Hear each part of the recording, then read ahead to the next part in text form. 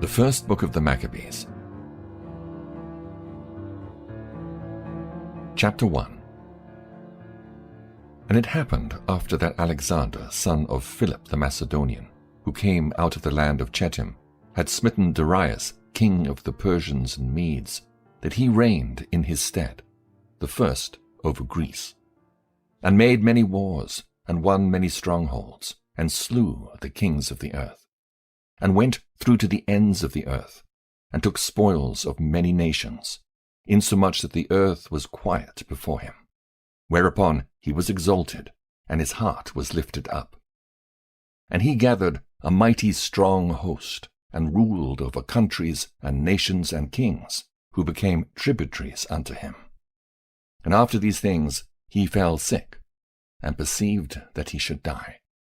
Wherefore he called his servants, such as were honourable, and had been brought up with him from his youth, and parted his kingdom among them, while he was yet alive. So Alexander reigned 12 years, and then died. And his servants bare rule every one in his place. And after his death they all put crowns upon themselves. So did their sons after them many years. And evils were multiplied in the earth. And there came out of them a wicked root, Antiochus, surnamed Epiphanes, son of Antiochus the king, who had been an hostage at Rome. And he reigned in the 137th year of the kingdom of the Greeks. In those days went there out of Israel wicked men, who persuaded many, saying, Let us go and make a covenant with the heathen that are round about us, for since we departed from them, we have had much sorrow. So this device pleased them well. Then certain of the people were so forward herein that they went to the king, who gave them license to do after the ordinances of the heathen. Whereupon they built a place of exercise at Jerusalem, according to the customs of the heathen, and made themselves uncircumcised, and forsook the holy covenant, and joined themselves to the heathen, and were sold to do mischief. Now when the kingdom was established before Antiochus, he thought to reign over Egypt, that he might have the dominion of 2 realms. Wherefore he entered into Egypt with a great multitude, with chariots and elephants and horsemen, and a great navy, and made war against Ptolemy, king of Egypt. But Ptolemy was afraid of him, and fled, and many were wounded to death. Thus they got the strong cities in the land of Egypt, and took the spoils thereof. And after that Antiochus had smitten Egypt, he returned again in the 143rd year, and went up against Israel and Jerusalem with a great multitude, and entered proudly into the sanctuary, and took away the golden altar, and the candlestick of light, and all the vessels thereof, and the table of the showbread, and the pouring vessels, and the vials, and the censers of gold, and the veil, and the crown, and the golden ornaments that were before the temple, all which he pulled off. He took also the silver and the gold, and the precious vessels. Also he took the hidden treasures which he found. And when he had taken all away, he went into his own land, having made a great massacre, and spoken very proudly. Therefore there was a great mourning in Israel, in every place where they were, so that the princes and elders mourned. The virgins and the young men were made feeble, and the beauty of women was changed. Every bridegroom took up lamentation, and she that sat in the marriage chamber was in heaviness. The land also was moved for the inhabitants thereof, and all the house of Jacob was covered with confusion. And after 2 years fully expired, the king sent his chief collector of tribute unto the cities of Judah, who came unto Jerusalem with a great multitude, and spake peaceable words unto them. But all was deceit. For when they had given him credence, he fell suddenly upon the city, and smote it very sore, and destroyed much people of Israel. And when he had taken the spoils of the city, he set it on fire, and pulled down the houses and walls thereof on every side. But the women and children took they captive, and possessed the cattle. Then builded they the city of David with a great and strong wall and with mighty towers, and made it a stronghold for them. And they put therein a sinful nation, wicked men, and fortified themselves therein. They stored it also with armor and victuals. And when they had gathered together the spoils of Jerusalem, they laid them up there. And so they became a sore snare. For it was a place to lie in wait against the sanctuary, and an evil adversary to Israel.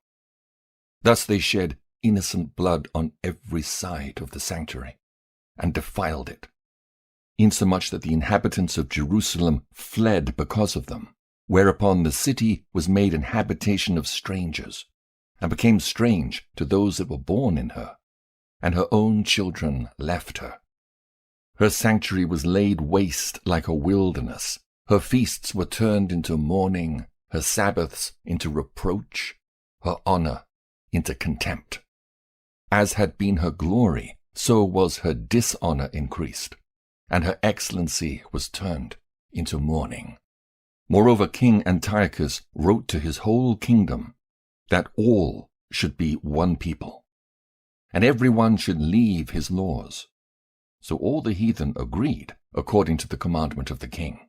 Yea, many also of the Israelites consented to his religion, and sacrificed unto idols, and profaned the Sabbath. For the king had sent letters by messengers unto Jerusalem and the cities of Judah, that they should follow the strange laws of the land, and forbid burnt offerings and sacrifice and drink offerings in the temple, and that they should profane the Sabbaths and festival days, and pollute the sanctuary and holy people, set up altars and groves and chapels of idols, and sacrifice swine's flesh and unclean beasts, that they should also leave their children uncircumcised, and make their souls abominable with all manner of uncleanness and profanation, to the end they might forget the law, and change all the ordinances. And whosoever would not do according to the commandment of the king, he said, he should die. In the selfsame manner wrote he to his whole kingdom, and appointed overseers over all the people, commanding the cities of Judah to sacrifice, city by city. Then many of the people were gathered unto them, to wit, every one that forsook the law. And so they committed evils in the land, and drove the Israelites into secret places, even wheresoever they could flee for succor. Now the 15th day of the month Caslu, in the 145th year, they set up the abomination of desolation upon the altar, and builded idol altars throughout the cities of Judah on every side, and burnt incense at the doors of their houses and in the streets. And when they had rent in pieces the books of the law which they found, they burnt them with fire. And whosoever was found with any the book of the testament, or if any committed to the law, the king's commandment was that they should put him to death. Thus did they, by their authority, unto the Israelites every month, to as many as were found in the cities. Now the 25th day of the month they did sacrifice upon the idol altar, which was upon the altar of God. At which time, according to the commandment, they put to death certain women that had caused their children to be circumcised. And they hanged the infants about their necks, and rifled their houses, and slew them that had circumcised them. Howbeit, many in Israel were fully resolved and confirmed in themselves not to eat any unclean thing. Wherefore the rather to die, that they might not be defiled with meats, and that they might not profane the holy covenant. So then they died. And there was very great wrath upon Israel. Chapter 2. In those days arose Mattathias, the son of John, the son of Simeon, a priest of the sons of Jorib, from Jerusalem, and dwelt in Modin. And he had 5 sons, Johanan called Caddis, Simon called Thassi, Judas, who was called Maccabees, Eleazar called Avaran, and Jonathan, whose surname was Appas. And when he saw the blasphemies that were committed in Judah and Jerusalem, he said, Woe is me! Wherefore was I born to see this misery of my people and of the holy city, and to dwell there, when it was delivered into the hand of the enemy, and the sanctuary into the hand of strangers? Her temple is become as a man without glory. Her glorious vessels are carried away into captivity. Her infants are slain in the streets, her young men with the sword of the enemy. What nation hath not had a part in her kingdom, and gotten of her spoils? All her ornaments are taken away. Of a free woman she is become a bondslave. And behold, our sanctuary, even our beauty and our glory, is laid waste, and the Gentiles have profaned it. To what end therefore shall we live any longer? Then Mattathias and his sons rent their clothes, and put on sackcloth, and mourned very sore. In the meanwhile the king's officers, such as compelled the people to revolt, came into the city of Modin to make them sacrifice. And when many of Israel came unto them, Mattathias also and his sons came together. Then answered the king's officers and said to Mattathias on this wise, Thou art a ruler, and an honorable and great man in this city, and strengthened with sons and brethren. Now therefore come thou first, and fulfill the king's commandment, like as all the heathen have done, yea, and the men of Judah also, and such as remain at Jerusalem. So shalt thou and thy house be in the number of the king's friends, and thou and thy children shall be honored with silver and gold, and many rewards. Then Mattathias answered and spake with a loud voice, Though all the nations that are under the king's dominion obey him, and fall away every one from the religion of their fathers, and give consent to his commandments, yet will I and my sons and my brethren walk in the covenant of our fathers. God forbid that we should forsake the law and the ordinances. We will not hearken to the king's words to go from our religion, either on the right hand or the left. Now when he had left speaking these words, there came one of the Jews in the sight of all to sacrifice on the altar which was at Modin, according to the king's commandment. Which thing, when Mattathias saw, he was inflamed with zeal, and his reins trembled, neither could he forbear to show his anger according to judgment. Wherefore he ran and slew him upon the altar. Also the king's commissioner, who compelled men to sacrifice, he killed at that time, and the altar he pulled down. Thus dealt he zealously for the law of God, like as Phinehas did unto Zambri, the son of Salom. And Mattathias cried throughout the city with a loud voice, saying, Whosoever is zealous of the law, and maintaineth the covenant, let him follow me. So he and his sons fled into the mountains, and left all that ever they had in the city. Then many that sought after justice and judgment went down into the wilderness to dwell there, both they and their children and their wives and their cattle, because afflictions increased sore upon them. Now when it was told the king's servants and the host that was at Jerusalem in the city of David, that certain men who had broken the king's commandment were gone down into the secret places in the wilderness, they pursued after them with a great number. And having overtaken them, they camped against them, and made war against them on the Sabbath day. And they said unto them, Let that which ye have done hitherto suffice. Come forth, and do according to the commandment of the king, and ye shall live. But they said, We will not come forth, neither will we do the king's commandment to profane the Sabbath day. So then they gave them the battle with all speed.